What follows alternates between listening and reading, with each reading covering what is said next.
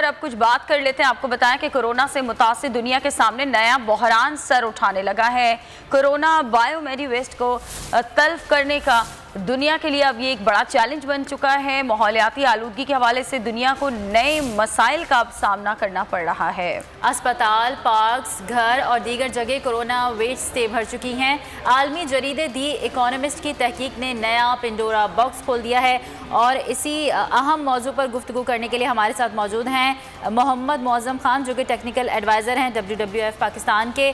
बहुत शुक्रिया मोहम्मद मौज़म खान बोल न्यूज़ को वक्त देने के लिए। बताइएगा, कोरोना वेस्टेज की वजह से अब पाकिस्तान नहीं बल्कि दुनिया भर को ही एक नए चैलेंज का सामना है। किस तरह निपटा जाएगा इससे?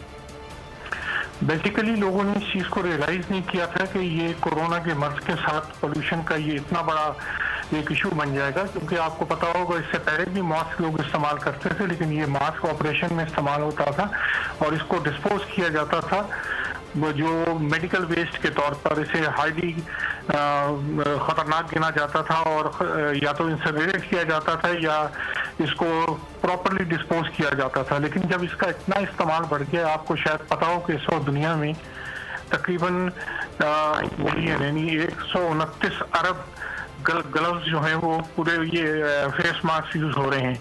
यानी हर रोज जो तकरीबन 3 से 4 बिलियन मास्क जो है इस्तेमाल होते हैं और फेंके जाते हैं, और पाकिस्तान भी इसमें किसी से पीछे नहीं है।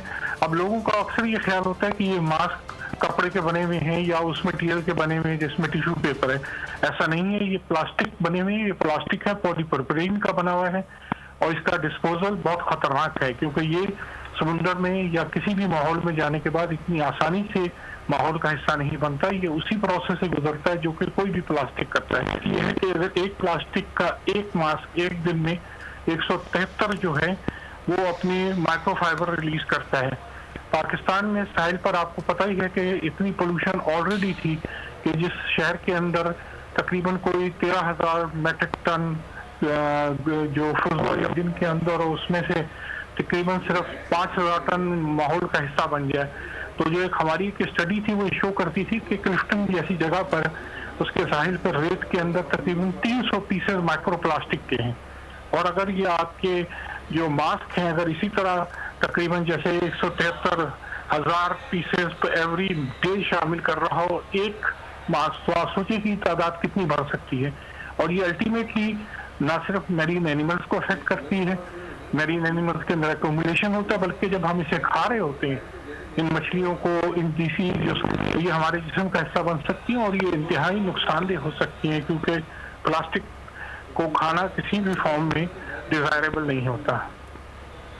ठीक है, एक वेस्टेज के हवाले से हम इस मौजू पे हमसे बात कर रहे थे मोहम्मद मौज़म खान, आपका बहुत शुक्रिया।